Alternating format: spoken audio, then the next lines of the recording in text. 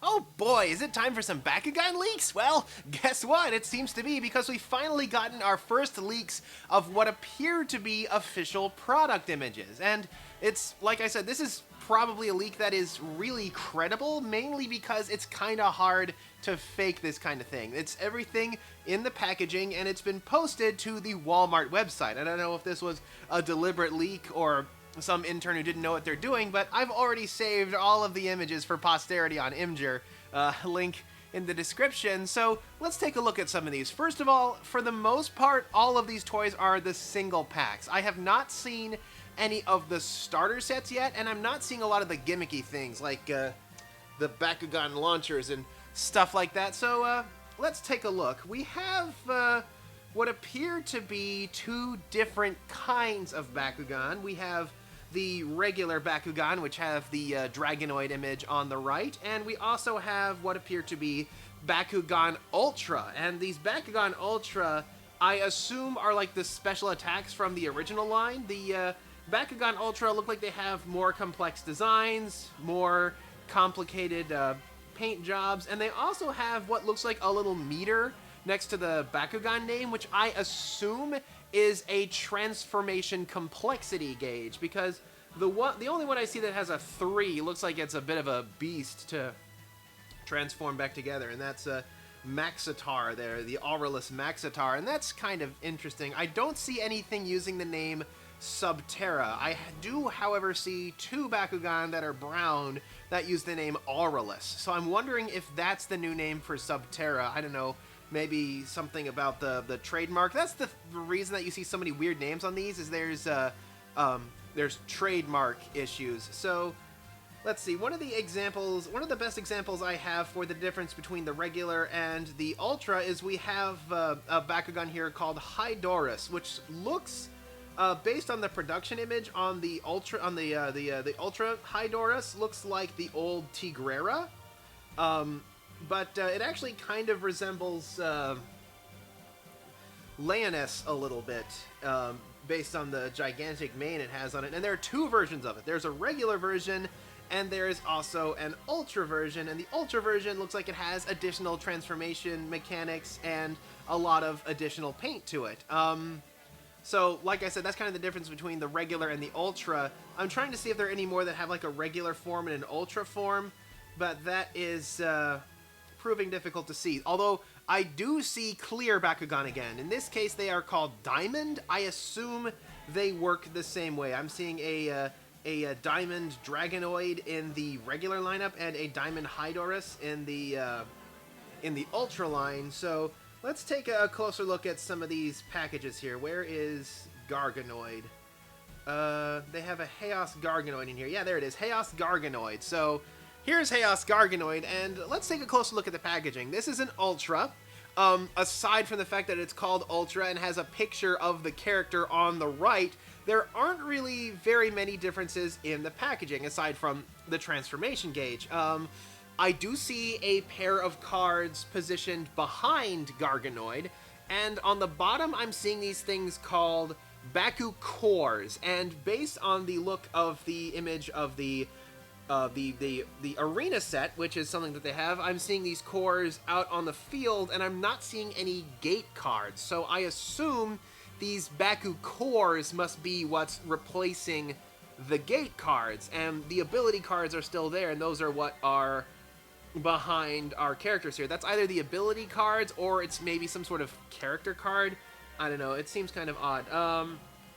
Garganoid, taking a look at it, it looks really complex. I'm seeing like leg joints and foot joints, and the wings are like articulated into an additional stretch here. That's something I'm noticing about a lot of these Ultras that are different from the special attacks or super assaults. The Ultras in this case, rather than being about a gimmick like here with Moonlit Monorist, who if you plunk it down, well, I guess the battery must be dead. What Moonlit Monorist did was that I would actually blink when it opened up, or maybe I can get it to work. Nope, I guess the battery must be dead. But what they used to have is, Zipperator has it. Zipperator has a special attack feature. What it has is it has like a metal disc in the middle that spins.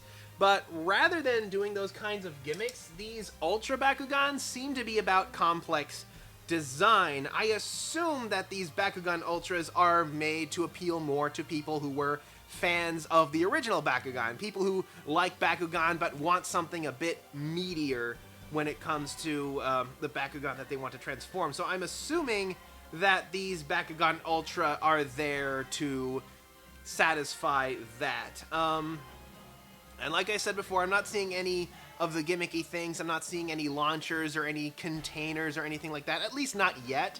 What I have here are the regular Bakugan, the Bakugan Ultra, and the Arena set. That's what has leaked so far. Maybe more will come out in the intervening days. Maybe I can finally get to talk to Spin Master. So I'm going to go down the Imgur list. I have the link in the description, so we can go down it. First, we have Ventus Fangzor. So the Ventus is the Ventus element is still there. It looks, it kind of reminds me of the old like Rattaloid and things like that. Although this one is clearly a Cobra, I do kind of recognize that marking on the bottom there. I think that was something that they put onto Rattaloid to make it distinct. It looks like a classic Bakugan. It comes with a Baku-Core. One is a shield, another one looks like a burning fist. That looks like maybe attack and defend or something like that. It's got sort of the post-Gundalian invasion Ventus green, that sort of yellow tinted green rather than the blue tinted green we got with the original Ventus characters. So it looks like it's using some of the newer color schemes, although it's made its own color schemes. It's rather than being sort of a teal and orange, this one looks like it's green and yellow green. Going on, we have one called Pegatrix, although it doesn't really look much like a Pegasus from this angle. It looks more like a unicorn. Although I guess that thing folded next to it, I guess those are wings. I guess it fully unfurls. I imagine it probably looks like Darak when fully unfolded. That would make sense to me. Its Baku-Cores appear to be two normal green fists. I guess the Pegatrix doesn't get the burning fists. How fancy. Up next, we have a level 3 Bakugan Ultra, Aurelus Maxitor. Looking at Maxitor here, it has a pair of gigantic silver horns. It looks like a big old tail and what looks like legs all hunched up together with like these big old hands on the side here. It looks like, unlike the old Saboteur. Oh, that's it. Maxitor is like a variation of Saboteur. Remember the Saboteur? They had the old, they had that one that was a bull. This looks kind of like the next like transvolution of that, whatever you want to call it. Got a lot of detail to it. Looks like it would actually be pretty neat unfolded. It'll be interesting to see if it actually like stands fully erect when it's opened up. That actually looks, I like the image that they have of him on the right as well. He looks pretty menacing. He actually looks really cool. And I remember Saboteur for a little while was an iconic Bakugan because it had the highest attack base total for a while. It was also a really interesting design, so it'll be interesting to see if Aurelus Maxitor lives up to that. The Baku-Cores, that's a new one. It has a shield, and it has what looks like a sort of double helix as its second Baku-Core. Up next, we have Mantanoid. I know there was a Super Assault that I think there was a couple of Mantis Bakugan. I don't know if there was like a released Super Attack or something like that, but this thing, it has a very complex design. It is another Ventus one, so it's green and lighter green, which kind of makes sense for a praying mantis, although praying mantis come in a lot of colors. It has what look like fully unfolding feet, maybe a bit more to the abdomen there, and a couple of little wings that fold up. I see antenna on the head, but I don't know if they unfold. And of course the big old scything arms. This is a Bakugan Ultra, complexity level 2, although it looks a bit more complex than Maxitor. But that's it's certainly an interesting design. It has a double helix and a regular green fist. Up next, we have the Battle Arena, which comes with the exclusive Aquos Dragonoid. So Aquos is still here, and that looks like an older classic, like a new Vestroya Dragonoid, the kind of junky ones that nobody really liked. Oh dear. So we'll see about this. And this has, I guess this gives us the new images for the attributes. The attributes have different logos to them now. That's interesting. And we have some characters out battling there. That looks like the Pegatrix in its ball form in the middle there. And we have Dan. I assume this is, they use the term Dan when they put out the press release, so I guess that's our new Dan, who has ditched the jacket in favor of just an open shirt and ditched the goggles in favor of just a single bleached stripe of hair. It'll be interesting to see what happens there, although Having him throw an Aquos Dragonoid is interesting. Okay, so here is Aurelus Dragonoid. This is yet another look at the Dragonoid. I guess this is Dragonoid's new design, guys. He's all fat. And this is Aurelus, which seems to be our new Subterra. I'm seeing a blue shield for his Baku-Cores there, and of course a Burning Fist. Subterra, again, it's the post-Gandalian invasion color scheme with the sort of yellowish-brown and the silver markings. Up next we have Hyderus, the basic Hyderus. It has a big old mane on it, which, like I said, makes it look a bit more like Leoness, one of the Leonesses that I have over here, which was the Baku Tech line. This is the regular one. It's got, might need to get that spine lanced. It looks like it has some extra legs that come out. We're going to have to see how these things look outside of the packaging. But there are two Ultra Hyderus a bit later down. Okay, so now we have Pyrus Serpentes, or however that might be pronounced. A level 2 Bakugan Ultra. And this looks like something more worthy of, like, the Dragonoid moniker. If you're looking at the right there, that's a pretty cool looking guy over there. It would be neat if, like, this was the actual new Dragonoid. It looks a lot cooler, I'm going to tell you that much right there. It's kind of hard to get a good angle on it from here, but I see big ol' arms. I see what looks like the head. It's just a straight on of the snout, so it's kind of hard to make it out. So hopefully we'll be able to see that one later. Okay, Diamond Hyderus. You can see up there, that looks a lot like classic Tigrera in the back there, although up top it looks a bit more like one of my Leonesses here. It's a bit hard to make out because it's a clear one, it's a diamond one.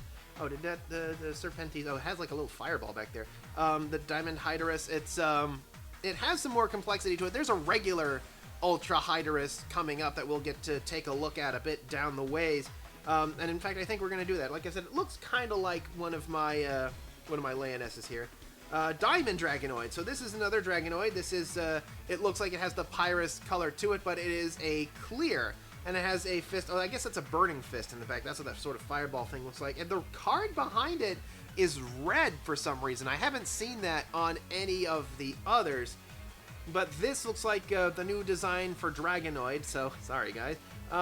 Next we have Nilius. It looks like it would be like a dual Hydronoid. It's a two-headed dragon serpent thing, which is what dual Hydronoid was towards the end there, or I guess yeah, the dual Hydronoid, and it's Darkus too. I don't know if it's still called Darkus. I assume it would be, but this might be like a villainous character. This might be our Masquerade character. That would be interesting if they brought Masquerade back in any kind of form. Masquerade was a really good character. I hope we see at least something like him and not the Char clones that we got later.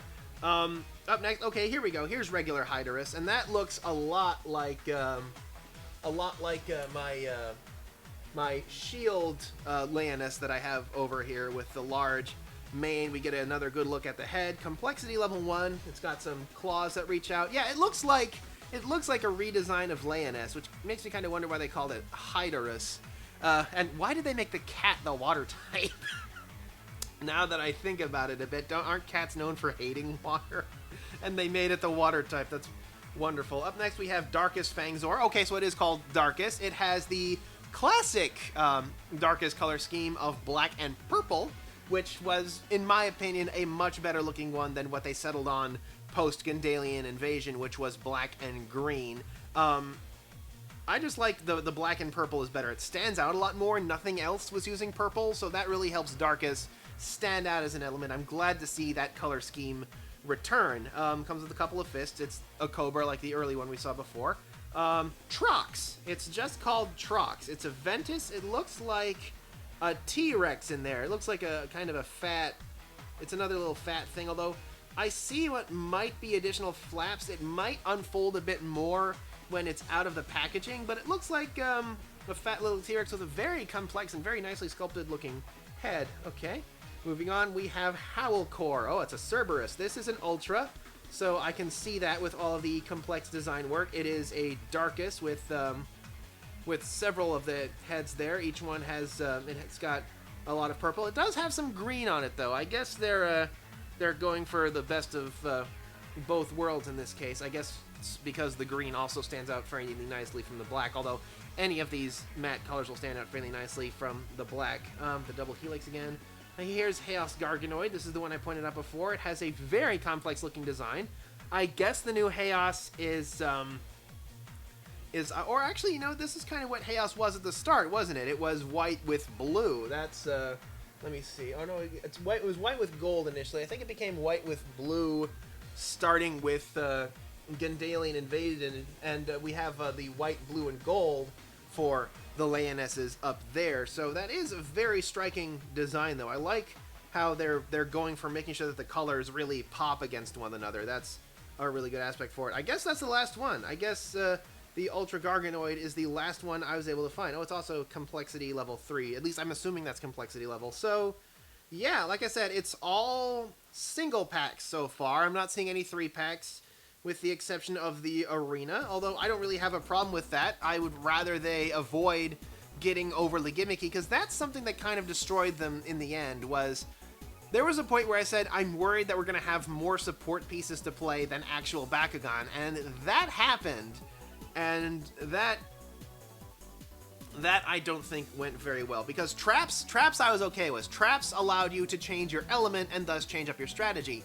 Battle Gear, I was generally okay with. Battle Gear allowed you to manipulate your G-Power and thus change your strategy, with some added skills being a bit of a bonus. But then they started trying to sell us freaking action figures that didn't even seem related to Bakugan at all, and that was when things really started to get out of control, with like that and the battle suits and the Mechtagon and all that. That kind of got out of hand. And also, another thing that they need to do is they need to keep a handle on the price tag. I'm assuming that the Bakugan Ultra cost more than the regular Bakugan, because, as I said before, they're like the special attack Bakugan, the way the original Bakugan were. So that I generally don't have a problem with.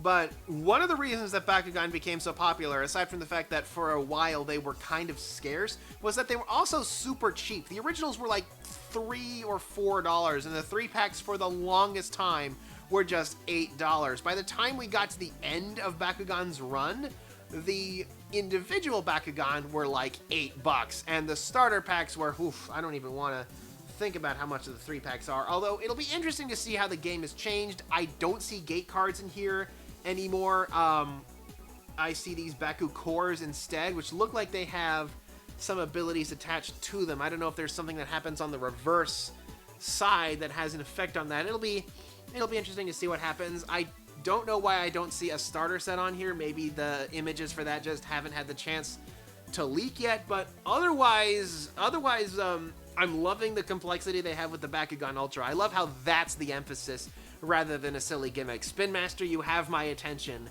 Now let's see how they follow it up. So, until next time, this is Kodak signing off. This is the final stand.